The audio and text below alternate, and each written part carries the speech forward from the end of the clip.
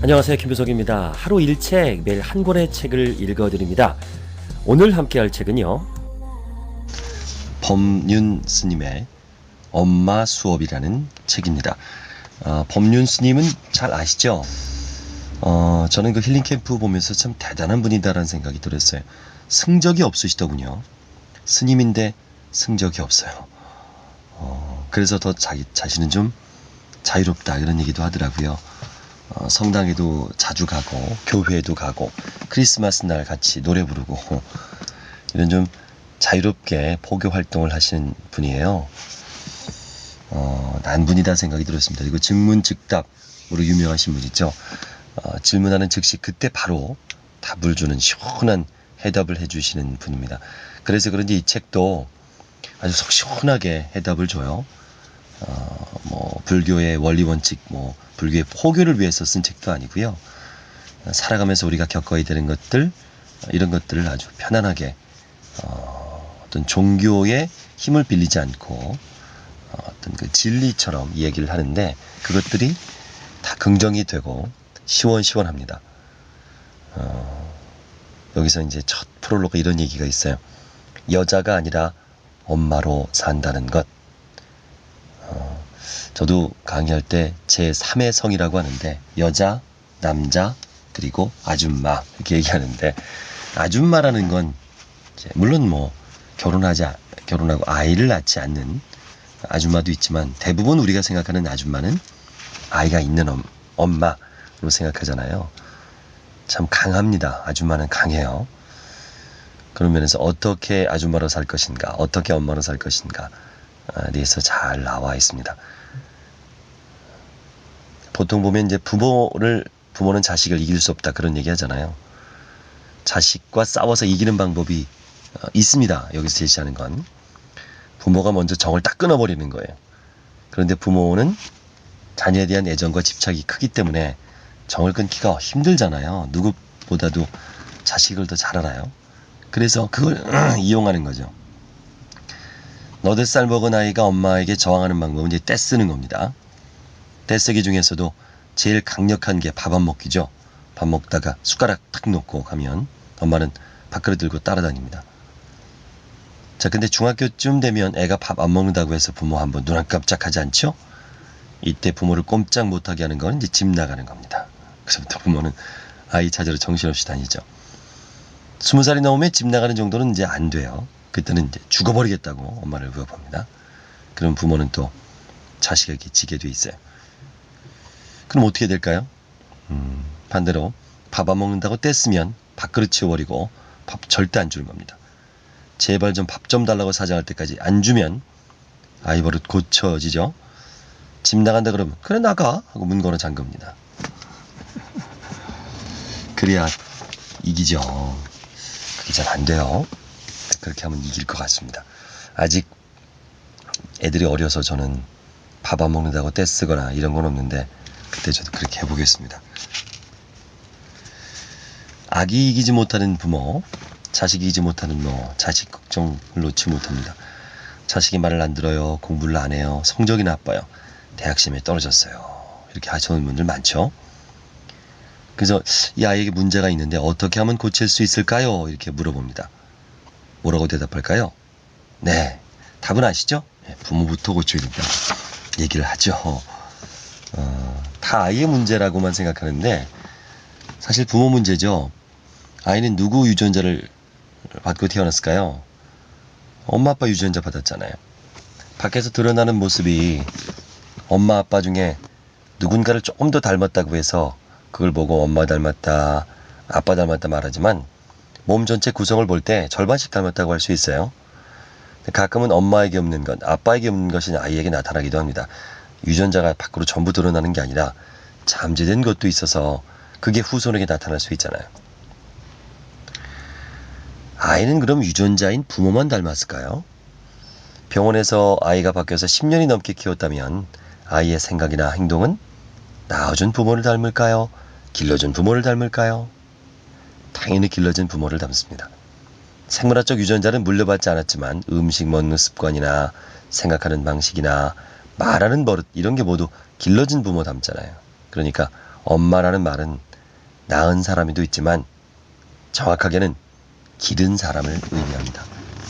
기른 사람. 그러니까 아이의 문제의 행동은요, 다 길러준 부모에게 배운 거예요. 배운다는 생각도 없이 받아들였다가 어느 순간 모습을 드러낸 거죠. 이 문제 행동이 어릴 때부터 나타나는 경우도 있지만 보통 사춘기가 되면 부쩍 두드러지거든요. 뭐 사춘기를 심하게 앓았다, 뭐 친구 잘못 속여서 이상해졌다, 이렇게 남의 책임을 전가합니다. 근데 그렇게 될 씨앗을 이미 가지고 있었던 거죠. 내면에 잠재되어 있던 씨앗이 나쁜 친구를 만나거나 환경이 변하거나 엄마와 아빠가 의견 대비 일어났을 때 싹을 틔우는 거예요. 씨앗이 없었으면 싹이 트지 않겠죠. 그러면 그 씨앗은 어디서 온 걸까요?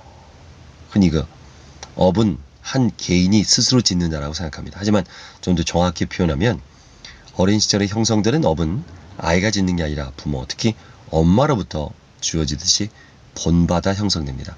이것을 바탕으로 해서 아이가 살아가면서 스스로 지어가는 것이죠.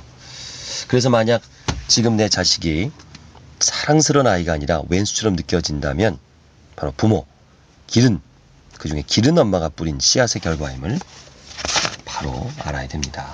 라고 이렇게 글이 있네요. 참 공감합니다. 타교에 대한 이야기가 여기 있어요. 우리가 아이를 가지면 굉장히 타교에 신경을 쓰잖아요. 상당히 중요합니다. 이제 처음에 이제 뱃속에 이게 수정을 하고 이게 2개가 되고 4개가 되고 8개가 16개 이렇게 분할이 되잖아요. 이 하나 이제 만들어져 가는 건데 이때 아이의 몸이 독립되어 있는 게 아니라 엄마의 신체 일부분이거든요. 우리가 놀라면 심장이 막 뛰잖아요. 그쵸? 그리고 식은땀이 나고 놀라면 또 밥도 소화가 안 되고 이런 게 다 아이의 신체에 영향을 주는 거죠. 그러니까 나무로 치면 어른의 몸은 다 큰 나무라고 할 수 있어요. 그래서 나쁜 영향을 받거나 상처를 입는다 해도 시간이 좀 지나면 깨끗이 아물지만 아이는 연약한 묘목 같아서 조그만 상처가 나도 금방 죽거나 병들 수 있습니다. 그래서 임신 중에 엄마가 놀라거나 속상해하거나 누군가를 미워하거나 또는 우울증에 있다면 이 뱃속의 아기는 믿기 어려울 만큼 큰 영향을 받습니다. 뭐 당연히 마약, 담배, 술 이런 건 안 되죠. 임신부들은 보면은 어느 때보다 예민해져서 다른 사람 말과 행동에 마음이 불편해지기 쉽습니다. 그래서 옛날에는 임신부에게는 나쁜 걸 안 보여줬잖아요. 초상집도 못 가게 하고 막 그랬잖아요. 꽃이나 애완동물 같은 예쁜 것만 보게 하고 좋은 얘기나 덕담만 나누게 했어요. 그래서 우리나라에 보면 옛날에도 태교가 많이 발달했습니다. 근데 요즘 어때요? 담배 피우는 분이 있을까요? 큰일 나죠. 술 마시는 분이 있을까요? 근데 이런 건 있어요. 남편하고 악을 쓰고 싸우는 사람은 있어요. 남편이 미우면 당연히 뱃속에 있는 아이도 미워져요. 그렇잖아요. 네 씨야? 이렇게 당장 헤어지고 싶은 마당에 자식을 낳고 싶겠어요? 그러니까 순간적으로 지우고 싶은 생각. 그러면 아이는 어때요? 엄마로부터 살해의 위협을 느끼게 되잖아요. 세상 사람이 다 믿어줘도 우리 부모만은 나를 믿어준다. 세상 사람이 다 나를 문제 삼아도 우리 엄마는 나를 사랑한다. 이렇게 생각해야 되는데 거기서 뱃속에서 생존의 위협을 받았으니까 태생적으로 인간에 대한 믿음을 갖지 못하게 됩니다. 이런 아이는 자라면서 피해의식이 생기고요. 의심이 많고 공격성이 강한 성격을 가지게 돼요. 그러니까 만약에 내 자식이 의심이 많고 공격성이 강하다, 한번 생각해 봐야 됩니다. 내가 혹시 뱃속에 있을 때 그러지 않았을까? 굉장히 중요한 겁니다. 자, 그러니까 이 결혼 아이를 기준으로 보면 결혼한 후에 10년을 수행하는 것보다 결혼하기 전에 1년을 수행하는 것이 훨씬 더 큰 영향을 준답니다. 그리고 결혼이 하기 전에 한 달이라도 수행하는 것이 결혼 후에 1년 수행하는 것보다 낫습니다. 우리 인생살이는 어떤가요? 기도는커녕 하루 정신없이 살기 바쁘죠? 그리고는 태어나지도 않은 아이를 위해서 기저귀와 장난감을 마련합니다. 정말 무엇이 중요하고 무엇이 먼저인지 모르는 어리석은 생각을 할 때가 있죠. 출산에서 3살, 헌신적 사랑이 필요한 시기다. 엄마는 아기가 어릴 때일수록 모든 걸 다 해줍니다. 밥상머리에서 똥을 싸도 애부터 걱정하죠. 새벽 2시 애가 오줌을 싸도 자다 일어나서 기저귀를 갈아줍니다. 이 새벽 2시인데 어디다 오줌을 넣어? 이게 어디다 밥상머리에 똥을 싸? 말도 못하는 깐난애기한테 이렇게 안 하잖아요. 무조건적인 사랑이죠. 이게 사랑이에요. 고스란히 살아갑니다. 막각 태어난 아기한테는요. 이게 잘하면 어떻게 됩니까? 점점점 미워지죠. 저는 그걸 강의할 때 갑을 행복, 을의 행복이라고 하는데 어떠셨어요? 그렇게 일방적으로 베풀고 헌신하고 이런 게 사랑이잖아요. 그때 얼마나 행복했습니까? 크니까 이게 말을 안 들어요. 근데 그 헌신적인 사랑을 할 때 그때 정말 그때가 중요한데 그때 정을 많이 못 주는 경우가 있습니다. 그때 최선을 다해야 되는데 완전 백지거든요. 이 낳아서 3살 정말 중요합니다. 만약에 직장 생활을 하느라고 그 3살의 그 중요한 시기를 놓쳤다면 이 법륜스님은 아예 대놓고 얘기해요. 그 3살까지는 아이에게 전념해라. 직장생활 하지 마라. 라고 대놓고 얘기합니다. 저는 처음에 이걸 보면서 너무 심한 거 아닌가? 너무 그 상황을 모르는 거 아닌가? 라고 생각이 들었는데 책을 다 읽고 나니까 일리가 있어요. 일리가 있어요. 정말 중요한 시기거든요. 그러니까 3년 정도만 평생 어차피 아이를 낳았으면 책임져야 되잖아요. 야, 아이는 아이의 인생이야 라고 내버려 두면 안 되죠. 그건 책임감 없는 거죠. 책임져야 됩니다. 이게 또 인간의 의무예요. 조물주가 준 우리의 의무입니다. 우리 후손을 또 잘 번식시키고 이어가는, 또 잘못 키웠다가는 본인만 불행해지는 게 아니라 주변 사람을 힘들게 하잖아요. 범죄를 저지르거나 뭐 문제가 있거나 사고를 치거나. 참 잘해야 됩니다, 부모라는 존재는. 근데 그 낳아서 3살까지를 대충을 한다면 평생을 고생합니다. 차라리 올인을 하는 게 맞다라는 전 결론을 내렸어요. 뭐 저야 뭐 다 키웠으니까 어쩔 수 없는데, 다행히 저희 아내는 뭐 맞벌이를 안 하고 아이를만 돌봤으니까 다행이긴 한데, 저는 자꾸 이렇게 안타까운 생각이 들었거든요. 제가 일부러 그런 게 아니라, 아니 좀 한두 살 정도만, 한 살까 정도까지는 모르지만 그 이후엔 좀 뭐 다들 그렇게 하는데 어린이집 맡기고 뭐 할머니한테 맡기고 그러고 다니는데, 할머니는 괜찮은 것 같아요. 물론 어린이집이 엄마처럼 잘 보살펴주면 상관없는데 모르잖아요. 잘 모르는 거잖아요. 태어나자마자 엄마를 보지 못하고 자란 아이들은 다르답니다. 마음에 상처를 입어요. 그래서 엄마든 아빠는 반드시 부모가 키워서 마음에 아예 안정될 수 있게 됩니다. 근데 옛날에는요, 아니 다 이랬잖아요. 옛날 엄마들 다 밭에 나가서 일하고 노래 나가서 일했잖아요. 뭐 바빠서 그냥 막 던져놔도 잘 컸잖아요. 7명 8명씩 낳아도 잘 컸잖아요. 이유가 뭘까요? 엄마의 사랑이 있었기 때문이에요. 아이들을 위해서 한시도 쉬지 않고 일하는 엄마를 늘 곁에서 봤잖아요. 그리고 데리고 다녔잖아요. 그래도. 근데 요즘에는 아예 엄마를 볼 수가 없잖아요. 직장이 멀리 있기 때문에, 데리고 다닐 수가 없기 때문에. 맞아요.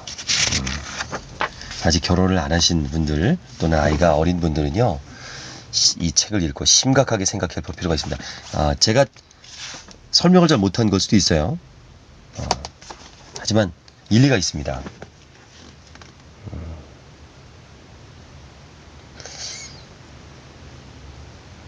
왜 나만 피해를 봐야 되는가, 엄마들이 그렇게 생각할 수 있죠. 왜 아빠는 왜 내가 키워야 돼? 남자가 키우면 되지. 그렇게 생각할 수 있죠. 이게 꼭 가부장적이고 이런 게 아니라 아이는 엄마가 키워야 되죠. 유인원을 봐도 엄마가 키우잖아요. 제가 자식을 키우기 싫어서 그런 게 아니라 근본적으로 유전자적으로 남자들은 아이를 키울 수 있지만 유전자적으로 잘 키우질 못해요. 그러니까 남자들은 그래야 됩니다. 아이를 키울 때는 아이를 뺏긴 거죠. 그러니까 아내를 뺏긴 거죠. 이해해줘야 돼요. 아내가 엄마로서로 살아가는 것을 이해해줘야 돼요. 그걸 삐져가지고 그게 도와주는 거죠. 속색이지 않은 게 도와주는 거죠. 그 여자들 얼마나 그 아이 키우기 힘들어요. 근데 옆에서 속색이지 말고 열심히 돈 벌어다가 그 스트레스 안 주고 옆에서 집안일 좀 도와주고 집안일 도와주는 게 도와주는 거죠. 아이 키우는 기저귀 가끔 좀 갈아주고 그런 거죠. 결국 엄마가 키우는 겁니다. 그래서 여기서 주장을 해요. 3년 육아휴직을 해줘야 된다. 3년 유급휴가 3년 유급휴가 다 못 주면 임금의 절반이라도 주고 아니면 1년간 유급휴가를 하고 2년은 무급휴가를 하고 뭐 이런 거라도 좀 해서 아이를 좀 잘 키울 수 있게 해줘야 된다. 이게 사회를 위해서 해야 될 일이 아닌가 싶어요. 맞는 얘기네요. 저도 그 회사를 하나 갖고 있고 직원을 둔 입장에서 3년 유급휴가라. 쉽지 않은 것 같은데. 근데 일리는 있는 얘기입니다. 3살에서 초등학교 시기 부모 행동을 따라 배운다. 아이가 3살까지는 이제 애를 우선으로 하죠. 그 위에는 배우자를 먼저 생각하는 것이 아이에게 좋답니다. 이거 바람직하네요. 이거 좋아요. 어떤 일이 있어도 남편은 아내는 남편을 우선시로 하고 아이는 2차적으로 생각하는 것이 좋다. 공감합니다. 그래서 남편이 다른 지역으로 전근을 가면 무조건 따라가야 됩니다. 아이의 학교 문제를 생각해서 남편과 아내가 따로 살기도 하는데 결과적으로 아이에게 도움이 되지 않아요. 남편은 아내는 남편을 중심으로 놓고 세상을 살면 아이는 전학을 10번 가도 아무 문제가 없이 잘 큽니다. 왜냐하면 아이는 부모들 행동에서 배우거든요. 부모들 사이가 좋지 않은데 보고 잘하는데 좋아지겠어요? 그 우스개 영화를 그 유시를 제가 보여드리는 게 있는데 한 5살쯤 됐나? 그 아이에게 공부를 가르치는데 밤늦게 안 재우고 막 가르치는 거예요. 뭐 1부터 10까지 세보라고 막 그랬더니 아이가 이래요. 내가 못 산다. 이래가 내가 못 산다. 이래가 내가 못 산다 하고 울어요. 그 어디서 배웠겠어요? 맨날 그 엄마가 아빠한테 그랬겠죠. 내가 니 때문에 못 산다. 그걸 보고 웃어요 또. 창피하게 생각해야 되는데. 그 아이가 공손해지기를 원하면 어떻게 해요? 아내가 남편한테 공손하면 되죠. 또 남편도 아내한테 공손하면 되고요. 이건 남편의 문제가 아닙니다. 남편으로서는 부부지간에 평등하지만 자녀를 키운 엄마로서는 행동을 조심해야 됩니다. 저희 아이들은 저한테 깍듯이 존댓말을 하거든요. 그게 왜 그런가 했더니 이 덕이네요. 아내가 저한테 깍듯하니까 그걸 보고 배웠나 봐요. 참 잘해주거든요. 아내는 저에게 큰 소리 치지 않고 물론 가끔 좀 제가 들떨어진 행동을 해서 좀 무시하긴 하지만 그거보다 근본 마음이 존경하는 마음이 있어서 그런 거 아닐까. 저 혼자 착각인가요? 그럴 수도 있죠. 참 마음이라는 게 길들여진 대로 습관대로 움직여지는 것 같습니다. 내가 조종하려고 그러질 안 돼요. 근데 이게 습관이 중요한 것 같아요. 아무리 내가 이래야지 저래야지 보다 무의식에서 나오는 거예요. 무의식은 습관에서 나오는 거거든요. 아이가 3살에서 초등학교 시기에는 부모를 따라서 배우면서 말과 행동, 생활 습관을 익히죠. 그래서 부모부터 자신을 잘 돌보고 바르게 행동해야 됩니다. 뭐 피아노 학원, 태권도 학원, 그 밖에 뭐 이런저런 학원에서 많은 돈을 들여서 보내는 것이 중요한 게 아니고요. 부모가 화목해서 아이의 정서를 안정시키고 부모가 모범이 보여서 아이가 자연스럽게 행동을 배우는 것이 이것이 훌륭한 교육이라는 사실을 알아야 됩니다.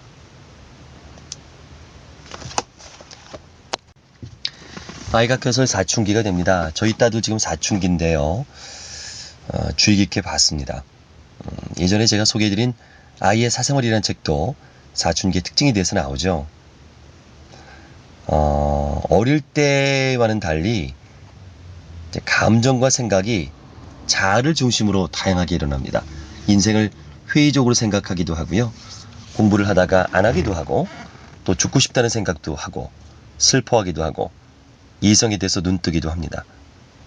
이 시기의 가장 큰 특징은 무엇이든 자기가 직접 해보려고 한다는 거예요. 그동안은 따라 배우기만 해서 부모가 시키는 대로 가라면 가고 오라면 오고 말을 잘 들었는데, 사춘기가 되면 자기 눈으로 보고 자기 발로 걸어가면서 스스로 하려고 합니다. 주체의식이 생기는 거죠. 맞아요. 저희 딸도 지금 자기 혼자 쇼핑하고 자기 혼자 영화, 친구들이랑 영화 보고 이렇게 하더라고요. 혼자 막 돌아다니고 그래요. 근데 부모가 보면 아이가 갑자기 말 안 듣고 반항하는 것처럼 느낄 수 있는데요. 전에는 이거 뜨겁다 만지지 마라 하면 안 만졌는데, 이제는 뜨겁다 만지지 마라 해도 아이가 손을 살짝 만져봅니다. 그리고 뜨거워 하면서 경험을 하죠. 전에는 뜨거운지 안 뜨거운지 확신을 못했는데 이제 손을 대보니까 저것은 뜨거운 거구나 하고 자기를 만드는 겁니다. 그러니까 단순히 부모의 말을 듣거나 책에서 보고 배우는 것뿐만 아니라 자기가 중심이 돼서 연구하고 경험도 하면서 알아가는 거죠. 또한 이성 친구를 사귀어서 헤어지기도 하고 가슴앓이도 하면서 인간관계도 경험을 해나갑니다. 이럴 때 부모가 해줄 수 있는 건요, 지켜봐주는 겁니다. 넘어지고 자빠질 때마다 일으켜 세워주는 게 아니라 옆에서 지켜봐주는 거예요. 이 시기는 시행착오를 거듭해서 실패 경험을 통해서 자기가 성숙해지는 때니까 안타까워도 기다려줘야 됩니다. 지켜봐주는 것이 마치 부모 노릇을 안 하는 것처럼 생각돼서 마음이 불안해질 수도 있고 마음도 아플 거예요. 하지만 자식을 위해서 인내해야 됩니다. 이때 지켜봐주지 않고 간섭하면 아이는 결코 홀로 서지 못합니다. 이게 어렵죠. 이게 지켜봐준다는 게 답답하잖아요. 아이가 공부하기 싫으면 이러는 거예요. 공부하기 싫어? 네. 엄마 아빠도 그때 공부하기 싫었지. 진짜요? 그럼. 대학 가고 싶어? 가기 싫어요. 그럼 뭐 하고 싶어? 이렇게 물어보는 거죠. 뭐 소위 말하는 좋은 대학 가고 싶어? 아무 데나 가고 싶어? 좋은 데 가고 싶어요. 그러면 우리나라 교육제도에서는 공부를 열심히 해야 갈 수 있어. 안 그러면 갈 수가 없으니까. 공부하기 싫으면 좋은 대학 갈 생각을 포기하는 게 좋아. 무조건 뭐 공부해라, 좋은 대학 가라 이렇게 얘기할 게 아니라 스스로 공부할 수 있게 답을 찾을 수 있도록 차분히 대화를 하는 거죠. 저도 대화를 이제 하려고 노력을 많이 하는데, 이게 얼마 전에 그 뮤지컬 배우가 자꾸 되겠다는 거 어떻게든지 저는 반대거든요. 주위에서는 그냥 시켜보라 그러는데 안 될 거 뻔하지 않은데 남들은 그렇게 얘기할 수 있어도 자기 자식은 그렇지 않잖아요. 하루도 몇 번씩 고민합니다. 그냥 시켜. 어차피 안 되는 건 뻔히 아는데, 소질이 없는 걸 아는데요. 이건 스스로 아니라는 거 알 때까지 열심히 저도 노력할 겁니다. 반대하지는 않을 거예요. 그러니까 억지로 반대하지는 않을 거예요. 본인이 정말 한다 그러면 열심히 해야 되는데 열심히 하지도 않으면서 그러니까 이제 문제인 거죠. 오히려 하지 말라 그러면 더 열심히 하지 않을까 생각도 좀 있습니다. 그러면 열심히만 한다면, 소질만 있다면 시키겠는데 말로만 하니까, 말로만 뮤지컬 배우 되겠다 그러니까 저는 반대되는 거죠. 하여간 스스로 깨달을 수 있도록 저도 노력하겠습니다. 내 울타리에 가두지 마라. 자, 이 글이 참 공감이 되면서 힘든 일이면서 그러겠다고 다짐도 합니다. 자식의 얼굴도 예쁘고 키도 크고 스펙도 갖추면 얼마나 좋을까요? 이런 아이들은 부모만 좋아할까요? 아니죠. 누구나도 다 이런 아이 좋아합니다. 근데 오늘날 많은 엄마들이 자식을 남보기에 좋은 물건처럼 취급합니다. 얼굴 예쁘고 신체 건강하고 공부 잘하고 말 잘 듣는 아이는 엄마가 아니라도 좋아합니다. 겉으로 보이는 조건 갖춰놓으려고 무지하게 애쓰는 우리 부모님들. 그런 부모님들이 이제 그게 부족하면 마음의 안정을 찾지 못하죠. 중학생 아들이 게임에 빠져 공부도 안 하고 학교에 안 가려고 해서 걱정이에요. 그러면서 어떻게 기도해야 아이가 학교도 잘 가고 공부도 잘하고 운동도 좀 하고 엄마 아빠 말도 잘 듣는 착한 아들이 될 수 있을까요? 이렇게 물어봅니다. 질문에서 어때요? 욕심 참 많죠? 자, 이런 욕심이 이제 아이를 잡는 거죠. 엄마가 이렇게 생각하니까 아이는 숨 쉴 수가 없어서 자꾸 도망가는 거예요. 욕심을 버리지 않으면 아이는 점점 더 나빠집니다. 아이를 위해서 이렇게 기도하면 어떨까요? 아이고, 학교만 가도 고맙습니다. 그래도 게임이라도 하니 다행입니다. 게임 안 하고 밖에 나가서 도둑질하고 강도짓하고 사람 때리고 큰일이잖아요. 차라리 집에서 게임만 하니 얼마나 고마운 일이에요. 어이가 없는 말 같지만 이제 긍정적인 생각을 얘기하는 거죠. 긍정적인 생각. 그래, 우리 아이 잘하고 있어. 이렇게 긍정적으로 생각해야 됩니다.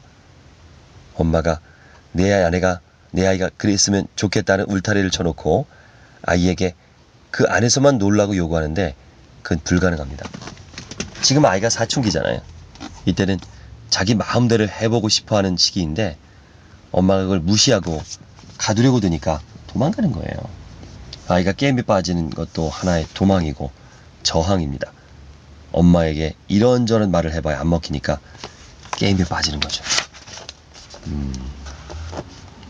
흔히 부모들이 자식의 부족한 점을 보면서 우리 아이 잘 되게 해주세요라고 기도합니다. 근데 이것은요, 우리 아이가 지금 잘못되고 있어요라고 말하는 것 같죠? 그러네요. 맞아요.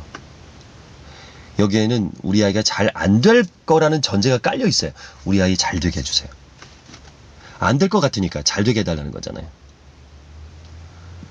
엄마가 자식을 보고 안 될지도 모른다는 생각하는 것은 무의식 속에 불신이 깔려 있는 겁니다. 엄마가 자식을 못 믿는데 이 세상 어느 누구가 그 아이를 믿어주겠어요. 이런 기도는 화를 자초하는 겁니다. 우리 아이는 아무 문제가 없습니다. 다 잘 될 거예요. 아이고 감사합니다. 그러니까 잘 되게 해주세요라는 기도가 아니라 감사합니다. 감사합니다. 이런 게 기도죠. 맞아요. 감사합니다. 아이 감사합니다. 괜찮아. 넌 잘 될 거야. 그러고 보니까 늘 감사해요. 저는 늘 감사했던 것 같아요. 늘 저는 참 감사해요. 감사해요. 어머님이 저를 이렇게 놔주신 거, 참 감사해요. 좋은 자질을 갖고 태어난 것 같아요. 성격이나 목소리, 외모, 참 감사드리고, 또 저런 멋진 아내를 와 결혼하게 된 게 감사드리고, 이런 건강하고 착하고 똘똘한 자식들을 낳게 되는 거 감사하고, 물론 뭐 완벽하지는 않아요, 저희 아이들이. 근데 감사하죠. 그 말이 맞는 것 같습니다. 감사하고. 근데 이제 그렇다 그래서 자식을 무조건 감사하고 무조건 괜찮다라고 하면 안 됩니다. 이 5가지는 이제 안 돼요. 그걸 지적해줘야 됩니다. 사람을 때리거나 죽이는 일, 남의 물건을 빼앗거나 훔치는 일, 여자를 사랑할 때 성추행이나 성폭행처럼 상대 의사를 반해서 강제적으로 사랑을 표현하는 일, 거짓말을 하거나 욕하는 일, 술을 취하도록 마시는 일, 문제가 생기죠. 이런 5가지 경우 외에는 다른 문제를 갖고 고민할 필요 없다. 그냥 자식을 믿고 자식에게 맡기면 됩니다. 그러면 자식이 잘못될 일이 없습니다. 당신은 부모냐 학부모냐, 이 제목에서 뭔가가 있죠? 한 엄마가 초등학교 1학년 아이가 화가 나면 공격성을 보이고 말을 함부로 합니다. 어떻게 할지 걱정이에요 라고 하소연을 했답니다. 자, 광고에서 나온 거네요. 당신은 부모냐 학부모냐. 지금 많은 엄마 아빠가 부모 노릇은 포기하고 학부모 노릇만 하고 있는 건 아닌가 생각합니다. 진정한 부모라면 자식의 행복한 미래를 위해서 목숨이라도 바치겠다. 우리 부모님 그렇잖아요. 자식을 위해서 기꺼이 자신의 삶을 내놓을 수 있는 것이 진정한 사랑이잖아요. 그런 희생하겠다는 마음은 없고 욕망을 대신 충족시키는 수단으로 삼고 있지는 않는지, 그래서 아이들에게 정신적인 문제가 생기는 겁니다. 초등학교 1학년이면 해맑은 얼굴로 즐겁게 뛰어놀아야 되는데 이 아이가 화를 내고 공격적이라는 건 스트레스가 많은 거거든요. 이것은 부모가 따뜻하게 안아주지 않고 내치기만 하는 데서 비롯된 겁니다. 자, 부모가 스트레스가 많으면 아이도 스트레스가 많죠.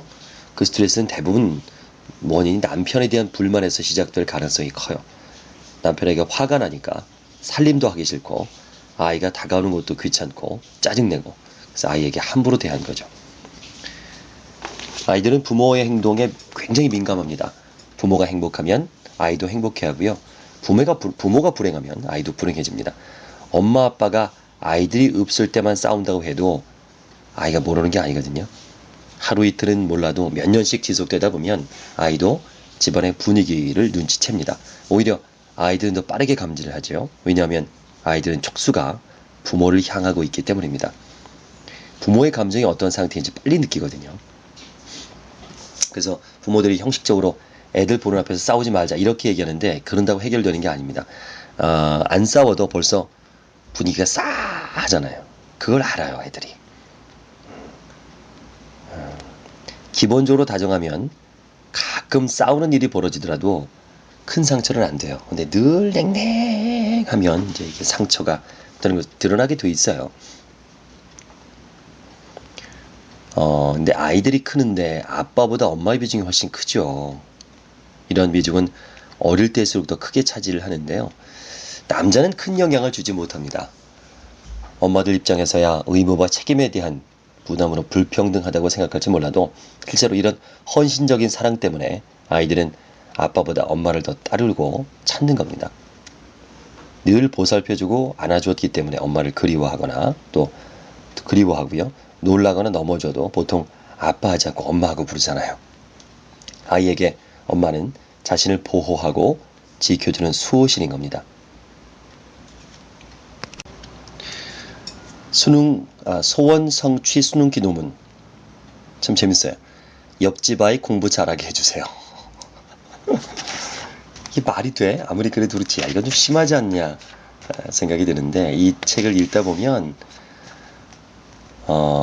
이해가 됩니다. 설득이 돼요.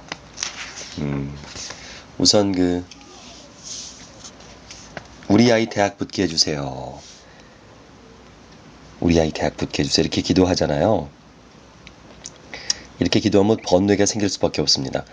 어떻게 빈다고 되나 하는 생각이 한편에 일어나고요. 그렇다고 불안하니 아무것도 안 할 수는 없기 때문입니다. 달리 도와줄 건 없으니까 기도라도 하기는 해야 하는데 자꾸 의심이 드니까 이런 번뇌가 생기는 거죠. 옛날 할머니들처럼 무조건 믿고 기도하면 되는데, 현대 교육을 받아서 어느 정도 합리성을 가진 사람들은요, 자기 무의식 세계에서 받아들여지지 않는 겁니다. 그러니까 무조건 기도하는 게 굉장히 힘든 거죠. 자, 기도하는 게 힘드니까 힘들수록 아이한테 압박이 갑니다.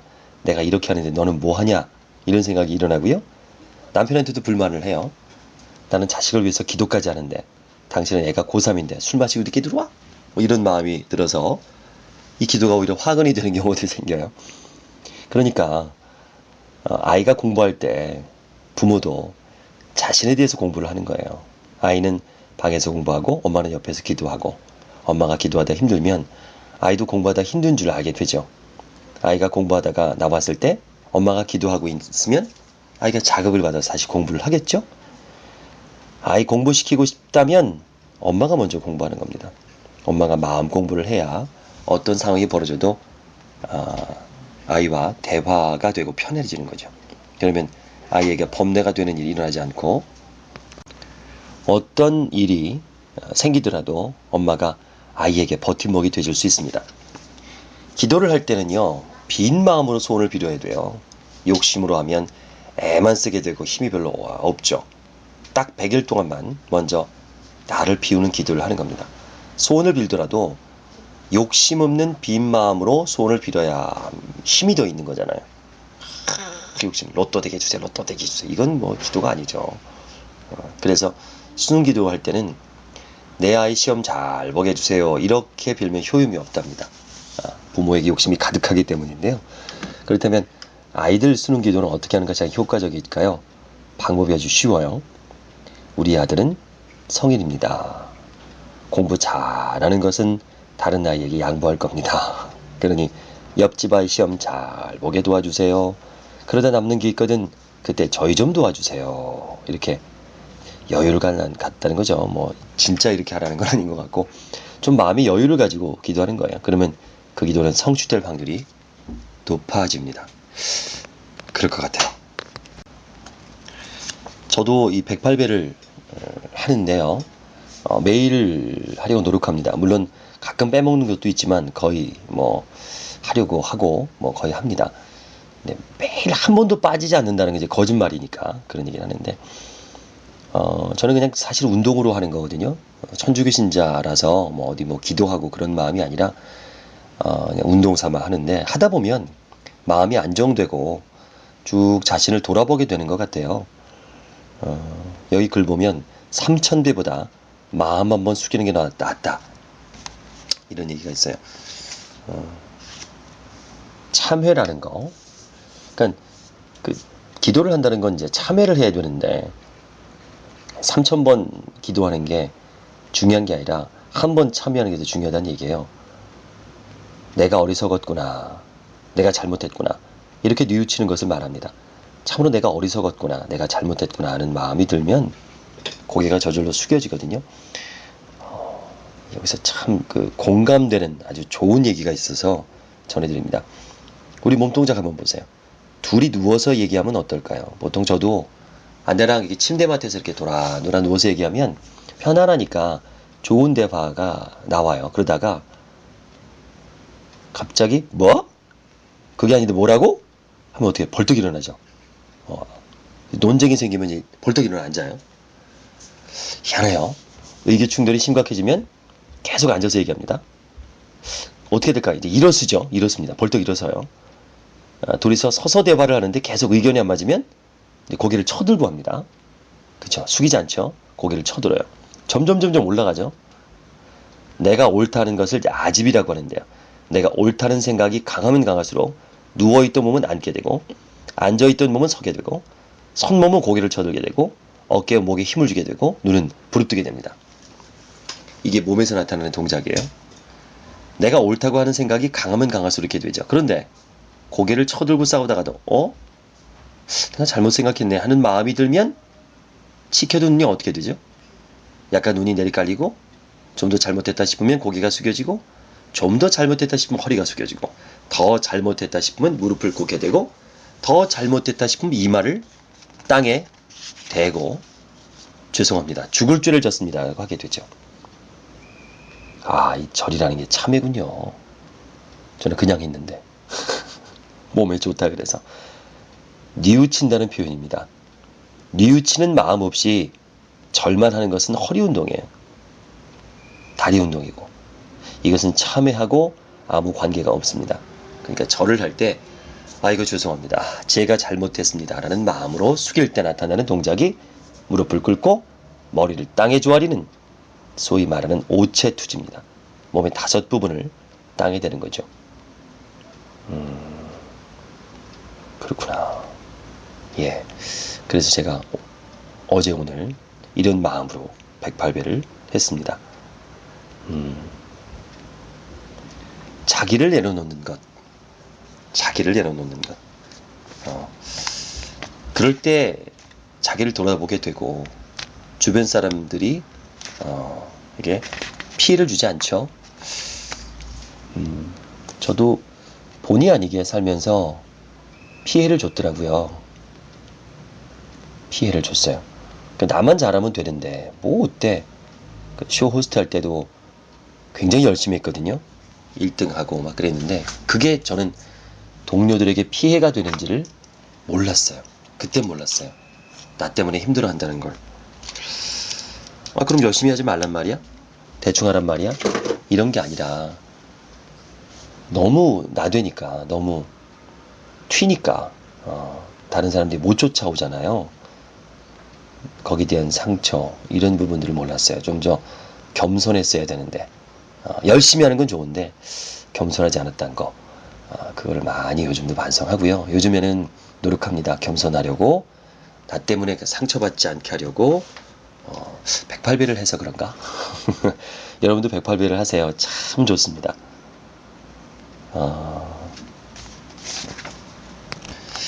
지금 누리고 있는 나를 이렇게 돌아보면요, 참 감사해요. 오늘 아침 밥을 먹을 수 있었던 것도 감사할 일이죠. 북한에서는 굶어 죽는 사람도 많다는데 아침밥 먹어서 참 다행이다. 근데 나만에 태어난 게 얼마나 다행이에요. 그쵸? 2끼만 먹어도 사는데 점심까지 3끼 다 먹어서 다행이다. 지진난 곳 얘기를 들어보니까 비 피할 집도 없다는데, 지금 비도 안 새는 이런 편안한 집이 있으니 얼마나 다행이냐.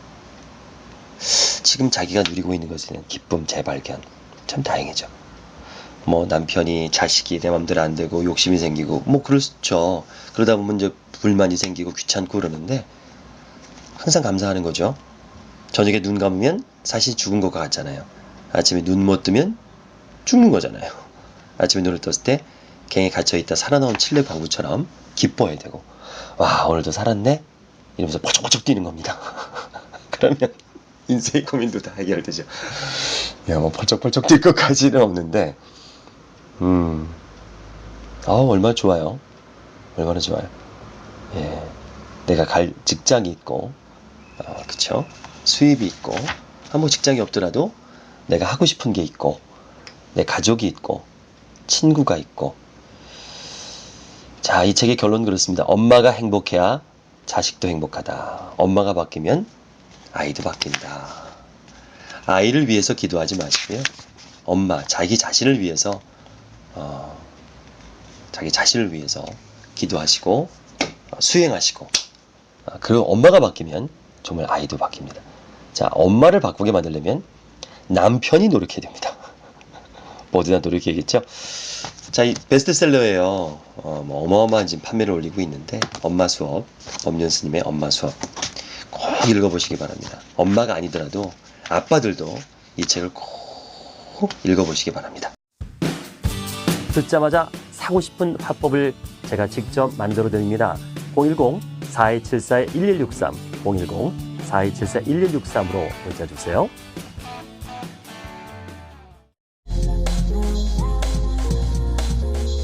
김효석의 하루 일책 도움이 되셨나요? 구독과 알람 눌러주세요. 그럼 매일 올라오는 영상을 자동으로 받아보실 수 있습니다.